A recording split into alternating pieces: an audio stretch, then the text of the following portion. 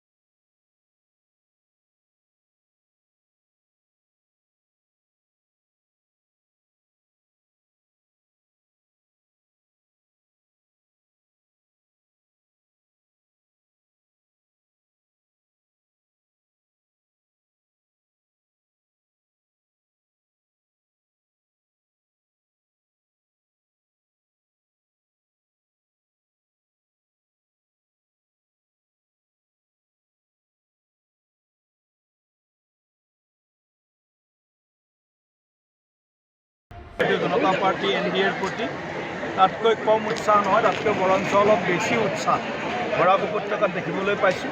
আৰু ৰাইজে এইবাৰ নিশ্চিতভাৱে ভাৰতীয় জনতা পাৰ্টি NDA মিত্ৰজোঁটক পঞ্চায়ত ৰাজ ব্যৱস্থাটোক শক্তিশালী কৰাৰ বাবে আৰু গ্ৰামাঞ্চলৰ উন্নয়নৰ বাবে আমাৰ দলৰ প্ৰতি তেওঁলোকৰ যি সমৰ্থন সেই সমৰ্থন ব্যক্ত কৰিব।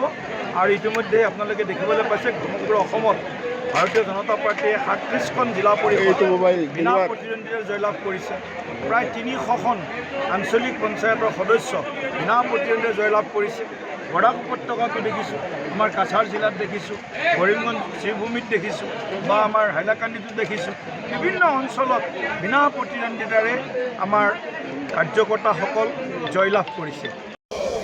এটা ঠাইতো কংগ্ৰেছ জিতিব নোৱাৰে।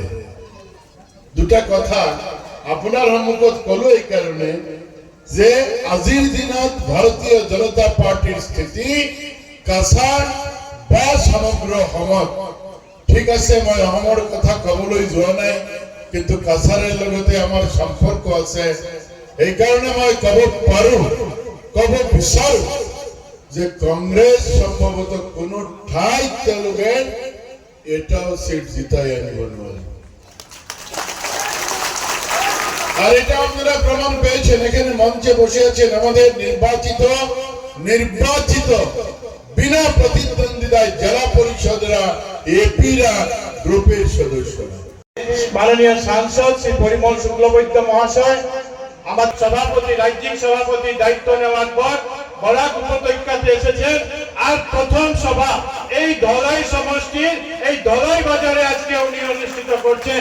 এই জন্যই যে ধলাই সমষ্টি একবার নয় দুইবার নয় বহুবার ভারতীয় জনতা পার্টিকে এখান থেকে বিধায়ক নির্বাচিত করেছেন, সাংসদদেরকে এখান থেকে নির্বাচিত করেছেন।